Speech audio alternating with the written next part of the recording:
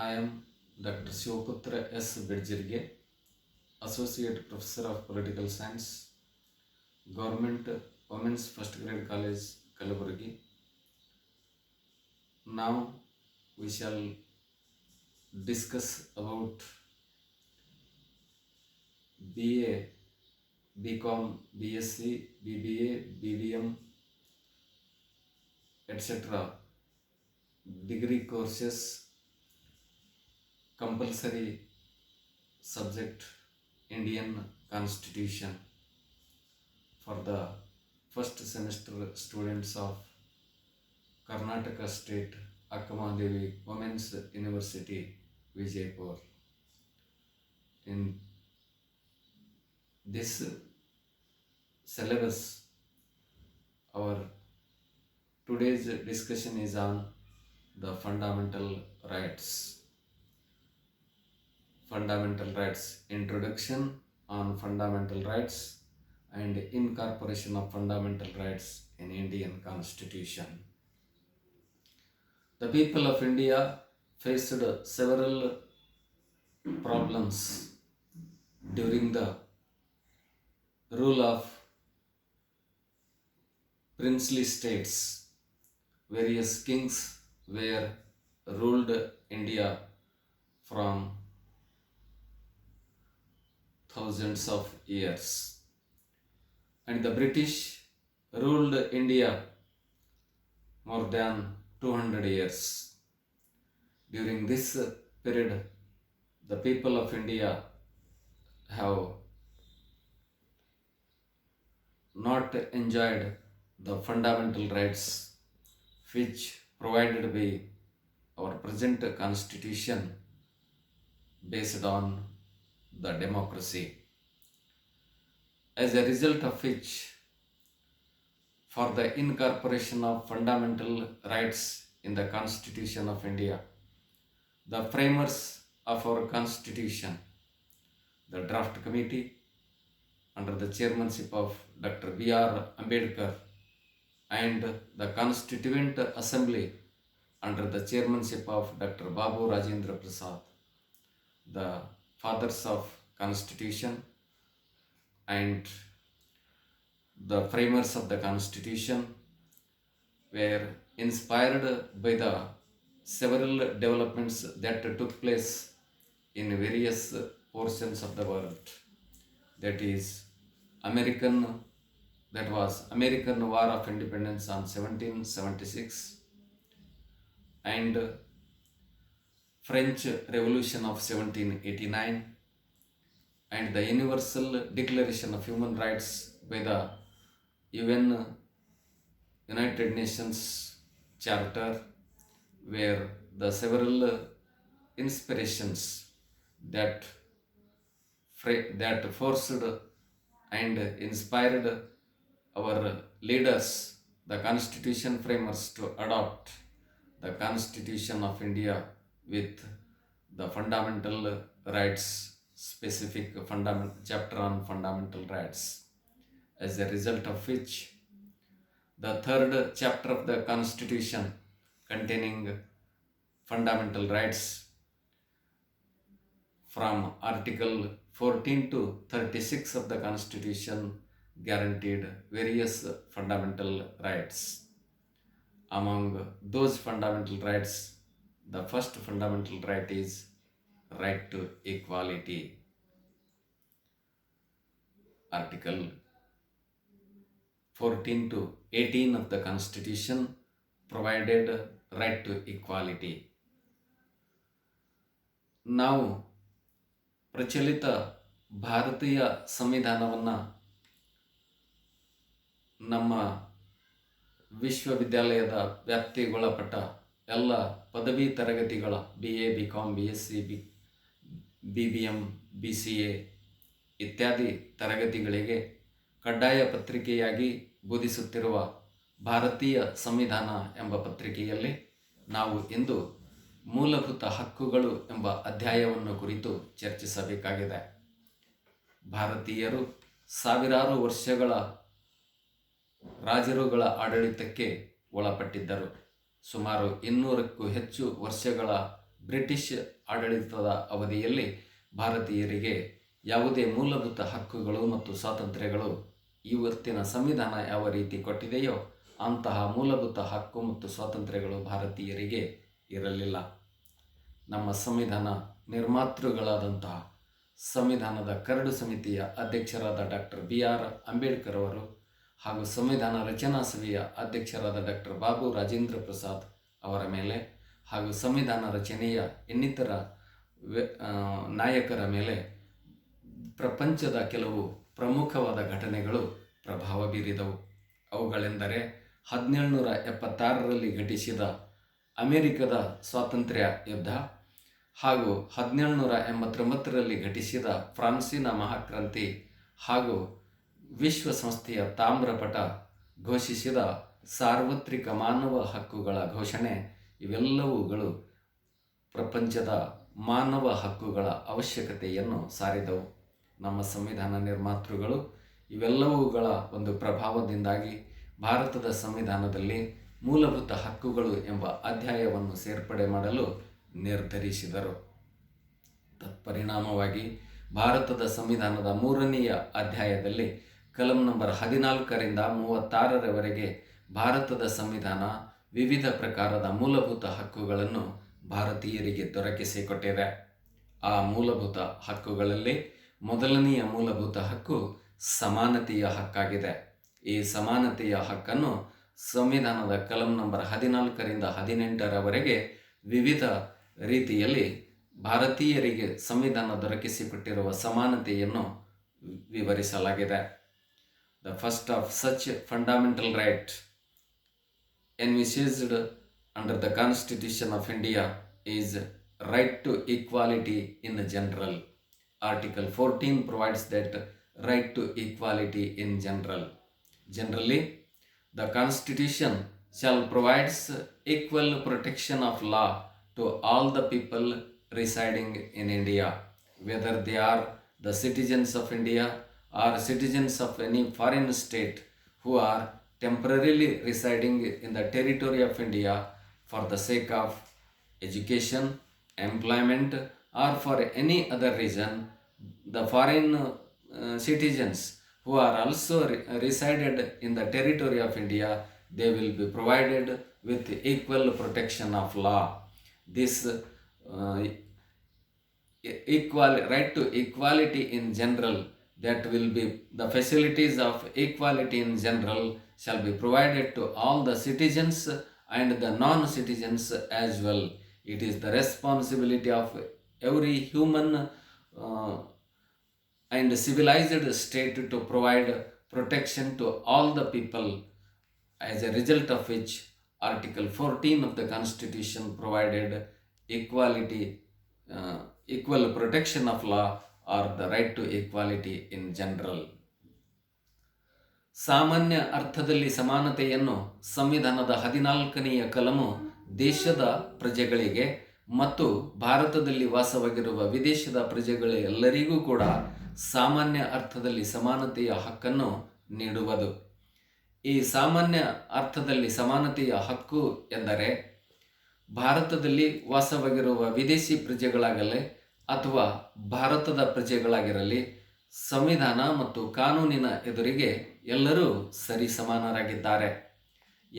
ಯಾವುದೇ ತಾರತಮ್ಯವಿಲ್ಲದೆ ಧರ್ಮ, ಜಾತಿ, ಲಿಂಗ ಮುಂತಾದ ತಾರತಮ್ಯವಿಲ್ಲದೆ ಸಮಸ್ತ ಭಾರತೀಯರಿಗೆ ಸಂವಿಧಾನ ಕಾನೂನಿನ ರಕ್ಷಣೆಯನ್ನು ದೊರಕಿಸಿಕೊಡುತ್ತದೆ.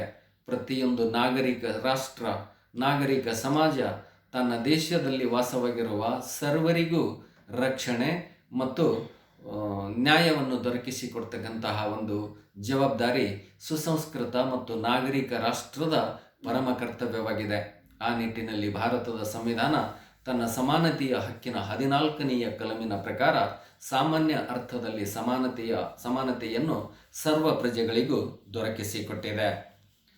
The second right to equality is prohibition of discrimination on grounds of religion, etc. Article 15 of the Constitution provides prohibition of discrimination on grounds of religion, etc. In the places of public importance, such as the parks, cinema theaters, and public baths, public schools, colleges, public roads, etc. In all of these places of public for the use of public and belonging to government, either the central or the state or the regional governments, these places in which all are equal, having equal opportunity to enter into and to avail the facilities arising out of these public properties. The people shall not be made any discrimination on grounds of religion, caste, sex, place of birth, etc.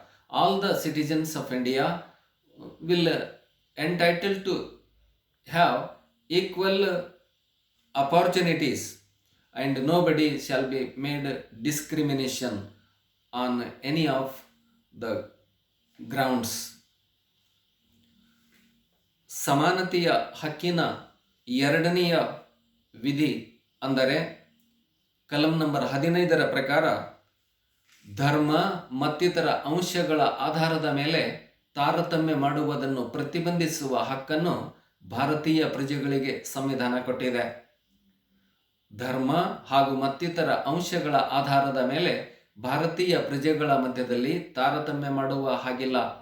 ಅಂದರೆ ಸಾರ್ವಜನಿಕ ಸ್ಥಳಗಳಾದ ಚಲನಚಿತ್ರ ಮಂದಿರಗಳು, drama ಥಿಯೇಟರುಗಳು, ಸರ್ಕಾರಿ ಅಥವಾ ಸಾರ್ವಜನಿಕ ಉಪಯೋಗಕ್ಕಾಗಿ ಇರುವ ಶಾಲೆಗಳು, ಕಾಲೇಜುಗಳು, ಉದ್ಯಾನಗಳು ಮತ್ತು ಸಾರ್ವಜನಿಕ ಕೆರೆ, ಬಾವಿಗಳು ಮುಂತಾದ ಸ್ಥಳಗಳಲ್ಲಿ ಧರ್ಮದ ಆಧಾರದ ಮೇಲೆ ಅಥವಾ ಜಾತಿಯ ಆಧಾರದ ಮೇಲೆ ಅಥವಾ ಲಿಂಗದ ಆಧಾರದ ಮೇಲೆ ಅಥವಾ ಪ್ರದೇಶದ ಆಧಾರದ ಮೇಲೆ ಅಥವಾ ಭಾಷೆಯ ಆಧಾರದ ಮೇಲೆ ಯಾರನ್ನೇ ಪ್ರವೇಶಕ್ಕೆ ವಿಶೇಷ ಅವಕಾಶವನ್ನು ನೀಡುವ ಅಥವಾ ಯಾರದೇ ಪ್ರವೇಶಕ್ಕೆ ಅವಕಾಶವನ್ನು ಪ್ರತಿಬಂಧಿಸಲು ಬರುವುದಿಲ್ಲ. ಎಲ್ಲ ಜನರಿಗೆ ಧರ್ಮ ಭೇದವಿಲ್ಲದೆ, ಜಾತಿ ಭೇದವಿಲ್ಲದೆ, ಲಿಂಗ ಭೇದವಿಲ್ಲದೆ ಅಥವಾ ಯಾವುದೇ ತೆರನಾದ ಭೇದ ಭಾವವಿಲ್ಲದೆ ಸಮಸ್ತ ಭಾರತೀಯರಿಗೆ ಸಮಾನವಾಗಿ ಸೌಲಭ್ಯಗಳನ್ನು ಪಡೆಯುವಂತಹ ಸ್ವಾತಂತ್ರ್ಯ ಮತ್ತು ಹಕ್ಕನ್ನು ಸಮಸ್ತ ಭಾರತೀಯ ಪ್ರಜೆಗಳಿಗೆ ಸಂವಿಧಾನ ಕೊಟ್ಟಿದೆ ಎಂಬುದು ಸಂವಿಧಾನದ 15ನೆಯ ಕಲಮಿನ ಅರ್ಥವಾಗಿದೆ. Nextly, equality of opportunity in matters of public employment, article 16 of the Constitution. Article 16 provides that all the citizens of India, all the people are having equal opportunity to participate and avail the opportunities of public employment, whether the central government, state government or the regional governments, in which nobody shall be made any discrimination on grounds of the religion, caste, sex or place of birth. Every citizen of India is allowed to participate with equal opportunity and equal rights in the matters of appointment of the public posts and public employment. Nobody shall be made any kind of discrimination that was provided under Article 16 of the Constitution. ಸಂವಿಧಾನದ 16ನೆಯ ಕಲಮಿನಲ್ಲಿ ಸಾರ್ವಜನಿಕ ಉದ್ಯೋಗ ಅವಕಾಶಗಳಲ್ಲಿ ಸಮಸ್ತ ಭಾರತೀಯರಿಗೆ ಸಮಾನತೆಯ ಹಕ್ಕನ್ನು ಸಂವಿಧಾನ ಕೊಟ್ಟಿದೆ. ಸಾರ್ವಜನಿಕ ಉದ್ಯೋಗ ಅವಕಾಶಗಳು ಸರ್ಕಾರಿ ನೌಕರಿಯಲ್ಲಿ ಕೇಂದ್ರ ಸರ್ಕಾರದ ಹುದ್ದೆಗಳಾಗಲಿ, ರಾಜ್ಯ ಸರ್ಕಾರದ ಹುದ್ದೆಗಳಾಗಲಿ ಅಥವಾ ಸ್ಥಳೀಯ ಸರ್ಕಾರಗಳ ಹುದ್ದೆಗಳಲ್ಲಾಗಲಿ ಎಲ್ಲ ಭಾರತೀಯರು ಭಾಗವಹಿಸುವ ಅಥವಾ ಸಮಾನವಾಗಿ ಸರ್ಕಾರದ ಸೌಲಭ್ಯಗಳನ್ನು ಪಡೆಯುವ ಸ್ವಾತಂತ್ರ್ಯ ಎಲ್ಲ ಭಾರತೀಯರಿಗೆ ಸಂವಿಧಾನ ದೊರಕಿಸಿಕೊಟ್ಟಿದೆ. ಧರ್ಮದ ಆಧಾರದ ಮೇಲೆ, ಜಾತಿಯ ಆಧಾರದ ಮೇಲೆ, ಲಿಂಗದ ಆಧಾರದ ಮೇಲೆ ಅಥವಾ ಭಾಷೆಯ ಆಧಾರದ ಮೇಲೆ ಯಾರ ಮಧ್ಯದಲ್ಲಿಯೂ ತಾರತಮ್ಯ ಮಾಡದೆ ಸರ್ಕಾರಿ ಉದ್ಯೋಗ ಮತ್ತು ನೌಕರಿಯಲ್ಲಿ ಸಮಸ್ತ ಭಾರತೀಯರು ಸಮಾನ ಹಕ್ಕುಗಳನ್ನು ಹೊಂದಿದ್ದಾರೆ ಎಂಬ ವಿಷಯವನ್ನು ಸಂವಿಧಾನದ 16ನೆಯ ಕಲಮು ದೊರಕಿಸಿಕೊಟ್ಟಿದೆ. Nextly, abolition of titles, article abolition of abolition of untouchability. Article 17 of the Constitution. Abolition of titles will be the Article 18, and abolition of untouchability is Article 17.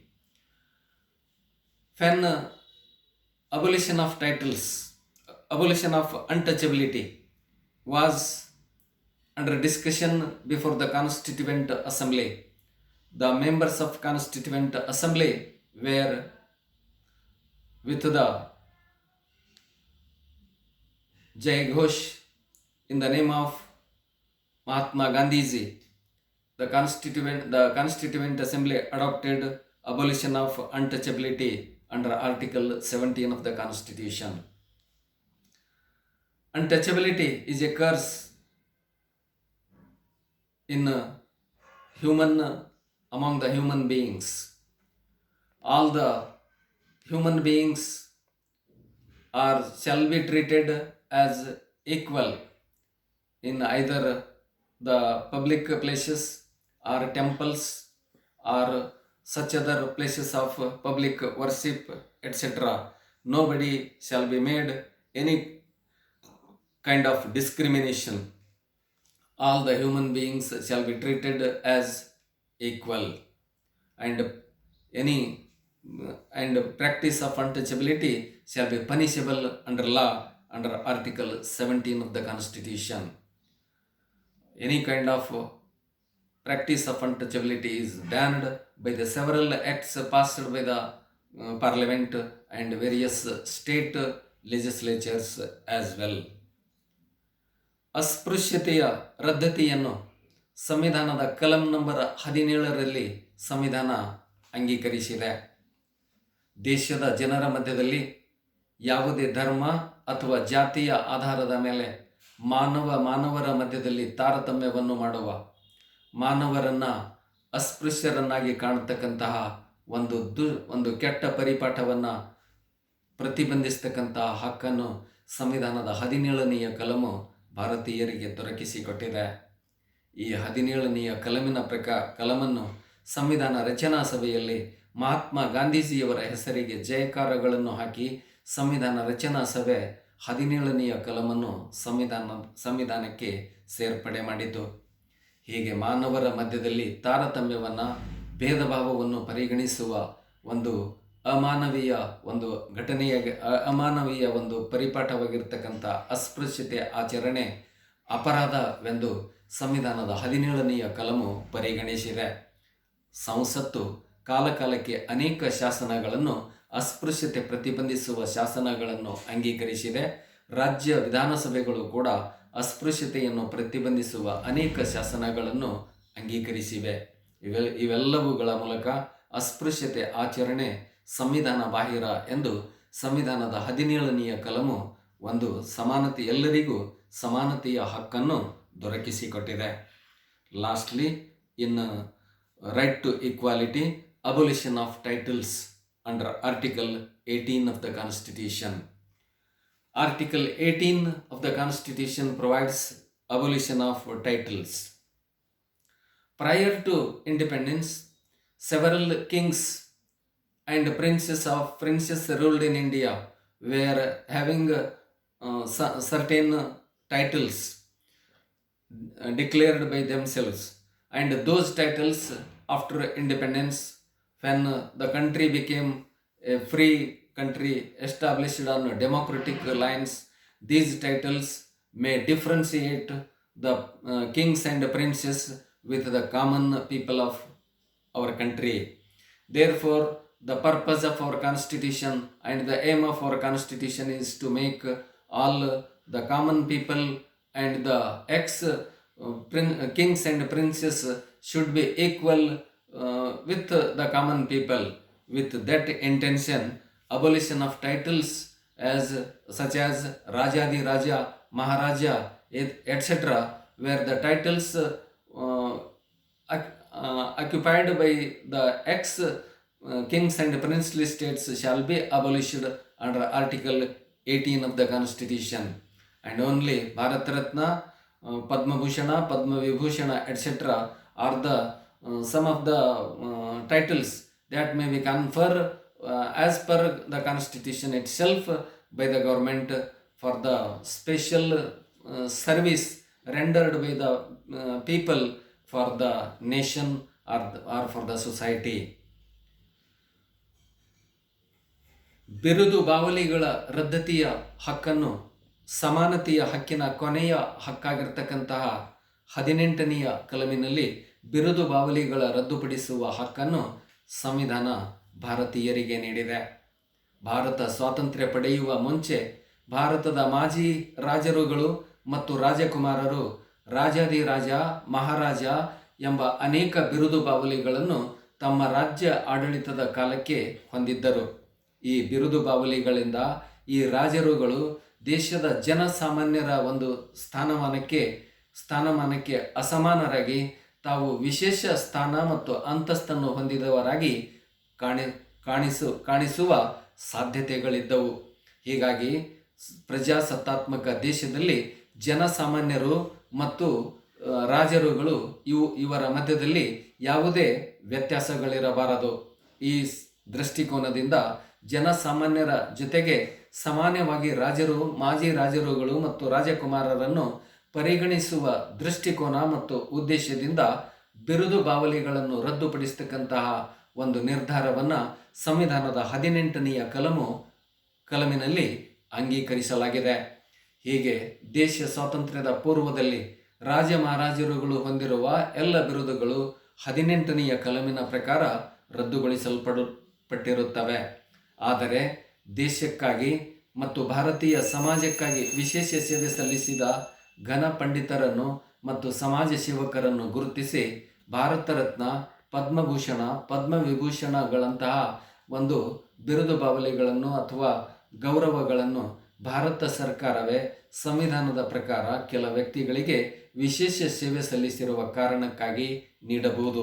ಆದರೆ ಸ್ವಾತಂತ್ರ್ಯ ಪೂರ್ವದಲ್ಲಿ ಇರತಕ್ಕಂತಹ ಬಿರುದು ಬಾವಲಿಗಳು ದೇಶದ ಜನರನ್ನು ಸಮಾನರನ್ನಾಗಿ ಪರಿಗಣಿಸುವ ಉದ್ದೇಶಕ್ಕಾಗಿ 18ನೆಯ ಕಲಮಿನ ಪ್ರಕಾರ ರದ್ದುಗೊಳಿಸಲಾಗಿದೆ. ಇಲ್ಲಿಗೆ ನಾವು ಭಾರತೀಯ ಸಂವಿಧಾನದ ಮೂಲಭೂತ ಹಕ್ಕುಗಳ ಅಧ್ಯಾಯದಲ್ಲಿ ಮೊದಲನೆಯ ಮೂಲಭೂತ ಹಕ್ಕಾಗಿರುವ ಸಮಾನತೆಯ ಹಕ್ಕನ್ನು ಕುರಿತು ನಮ್ಮ ಚರ್ಚೆಯನ್ನು ಮುಕ್ತಾಯಗೊಳಿಸಿದ್ದೇವೆ. ಎಲ್ಲರಿಗೂ ವಂದನೆಗಳು.